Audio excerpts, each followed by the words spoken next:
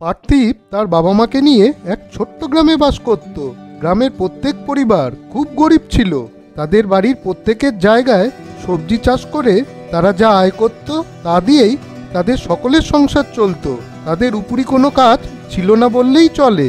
বাবা দেখো, আমাদের সবজি চাষের জায়গায় এবার সবজি একদমই সেরকম হয়নি, বরং এবার প্রচুর আমাদের পাকা কলার ফলন হয়েছে। এত কলা আমরা তো খেয়ে ফুরাতেই পারবো না। ভাবছি কিছু কলা মামাবাড়ি দিয়ে আসবো, ভালো হবে না বলো? অনেকদিন মামাবাড়িতেও যাওয়া হয় না, মামাদেরও দেখে আসবো আর কলাও দিয়ে আসা হবে। দেখি মাকে বলে, মা কি বলে। মা, ও মা, কলা দিতে মামাবাড়ি যাবো ভাবছি, যাবো? ও তো ভালো কথা, যা না, মামা বাড়ি থেকে একটু ঘুরে আয়। শুনেছি মামার শরীরটাও বেশি ভালো নেই, একটু মামা মামিকে দেখেও আসবি। তোর মামার ছেলে কুনাল, ও তো আমাদের কোনো খোঁজই রাখে না।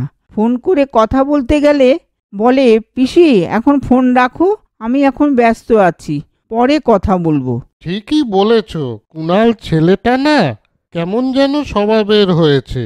থাক, ওইসব কথা বাদ দে পার্থিব, বেলা হচ্ছে, যা মামাবাড়ি গিয়ে ঘুরে আয়, কেমন? পার্থিব, চল চল, সকালবেলা কিছু খেয়ে নিবি, তুই তো এখনো কিছু খাসিনি। না না মা, আমি বাড়িতে এখন কিছুই খাবো না, একদম মামাবাড়িতে গিয়ে খাবো। বাবা, মা, আমি আজকে মামাবাড়ি থেকে কাল বাড়িতে আসবো, খুব মজা হবে কুনাল দাদার সঙ্গে। পার্থিব কলার কাঁদি নিয়ে মামাবাড়ির দিকে রওনা হলো। কলার কাঁদিটা এতই ভারী ছিল যে পার্থিবের খুব কষ্ট হচ্ছিল। ও মামা, ও মামি, কুনাল দাদা, কোথায় গেলে গো তোমরা সবাই? কাউকে দেখতে পাচ্ছি না তো। কে রে তুই? ও পার্থিব, এই সময় কি মনে করে এখানে এলি? বাবা, তোর ব্যাগে এত কলা কি করতে এখানে এনেছিস? মামা মামি কোথায়? ওনারা ভালো আছেন তো? এই আমাদের গাছের কিছু পাকা কলা নিয়ে এসেছিলাম তোমাদের দিতে। এই শোন, মা বাবা বাড়িতে নেই, তুই তোর কলার কাঁদি নিয়ে বাড়ি যা। আমরা কেউ কলা খেতে পছন্দ করি না। যেদিন আপেল আঙুর আনতে পারবি সেদিন বড় মুখ করে আসবি। যা, এখন বাড়ি যা। কি বলছো দাদা?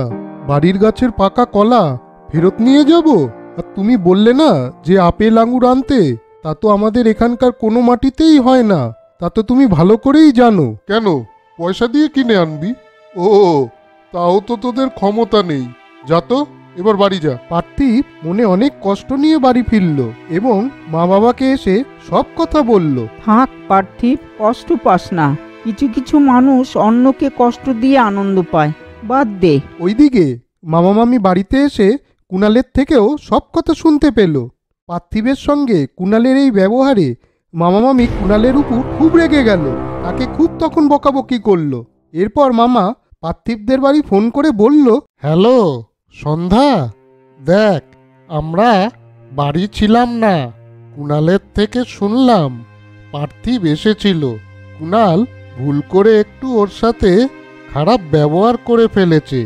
আমরা সব শুনে কুণালকে খুব বকাবকি করেছি। তোরা কিন্তু কিছু মনে করিস না, পার্থিবকে একটু বুঝিয়ে বলিস, কেমন? বাদ দে দাদা, ওতে আমরা কিছু মনে করিনি, ওকে তুই আর বকাবকি করিস না, ও তো ছেলে মানুষ। তাহলে দেখলে তো বন্ধুরা, কোনোভাবেই কাউকে কখনো কষ্ট দেওয়া উচিত না, তাতে কারোর কাছেই ভালো হওয়া যায় না। বন্ধুরা, গল্পটা তোমাদের কেমন লাগলো? যদি ভালো লাগে তাহলে শেয়ার, কমেন্ট, লাইক করো আর সাবস্ক্রাইব এবং বেল আইকন প্রেস করতে ভুলো না কিন্তু। আজ চলি বন্ধুরা, পরে আবার দেখা হবে, তোমরা ভালো মতন থেকো কিন্তু।